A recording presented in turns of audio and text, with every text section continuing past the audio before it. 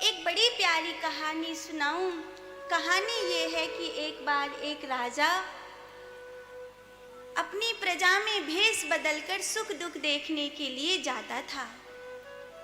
एक दिन वो एक किसान के घर पहुंचा तो उसने देखा कि किसान जो है थोड़ा गरीबी में जीता है, थोड़ा अभाव में जीता है।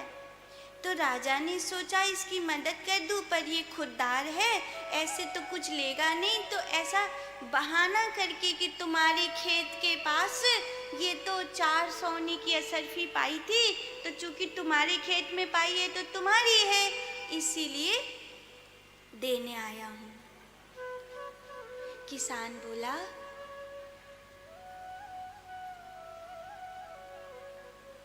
अवश्य महोदय, ये मेरे खेत में पाई होंगी, लेकिन ये मेरी नहीं है। अरे तुम्हारी ही है, रख लो। किसान बोला, नहीं, मैं नहीं ले सकता। क्यों? क्योंकि मैं 4 पैसे कमाता हूँ और बड़ा खुश रहता हूँ।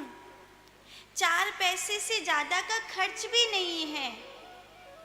तो राजा ने, जो कि भेष बदल के आया था, आप सुन रहे हैं कि नहीं?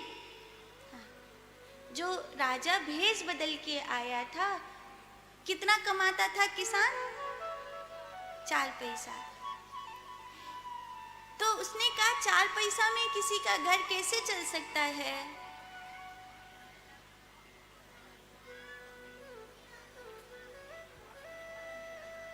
तो वो बोला, 1 पैसा से उधार चुकाता हूँ, 1 पैसा से उधार देता हूँ, 1 पैसा कुएं में फेंक देता हूँ और 1 पैसा मिट्टी में गाड़ देता हूँ। राजा का दिमाग सन्न हो गया। ये कैसा लॉजिक है? ये क्या तरीका है? तो राजा ने पूछा, मित्र, क्या तुम मुझे स्पष्ट करोगे कि तुम क्या कहना चाहते हो?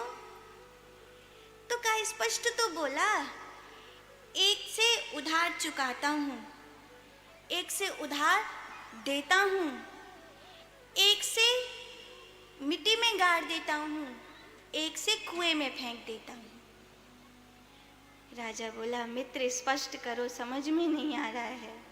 ये कैसा तुम्हारा जीने का ढंग है और इसमें कैसे सुख? किसान ने बताया। शायद आप सबको समझ में आ गई होगी बात, फिर मैं दोहराऊं। किसान बोला, 1 से उधार चुकाता हूँ, अर्थात मेरे माता पिता ने मुझे पाल पोस कर बड़ा किया है, मेरे परिवारी जनों ने, प्रियजनों ने, समाज ने मेरे बढ़ने में योगदान दिया है, अर्थात मुझे उधार दिया है। अब चूंकि मैं 4 पैसा कमाने लग गया हूँ, इसलिए 1 पैसा से उन लोगों का उधार चुकाता हूँ, अर्थात उनकी सेवा में लगाता हूँ। 1 पैसा से उधार देता हूँ, अर्थात मेरी जो संतान है, मैं उसकी पढ़ाई लिखाई और उसके सुख में जीवन के लिए खर्च कर रहा हूँ। मेरी संतान को इसीलिए दे रहा हूँ ताकि कल को जब मैं वृद्ध हो जाऊँगा तो मेरी संतान मेरे दिए गए उधार को चुकाएगी। मैं उसे दे रहा हूँ। मेरे 2 पैसे खत्म हो गए, अब बचे मेरे पास 2 पैसे, उसमें से 1 पैसा मिट्टी में गाड़ देता हूँ, 1 पैसा कुआं में फेंक देता हूँ। अर्थात जो पैसा मैं कुआं में फेंकता हूँ, अर्थात उससे मेरे घर का चूल्हा जलता है, पेट रूपी कुएं में वो पैसा खत्म हो जाता है। और जो पैसा मिट्टी में गाड़ देता हूँ, वो मेरी जमा पूंजी है कि जब कभी मुझे आवश्यकता पड़ेगी तो वो मेरे काम आएगा। ये जीने का एक तरीका है, ये जीने का एक। आपको सुखी होने का राज बताऊं।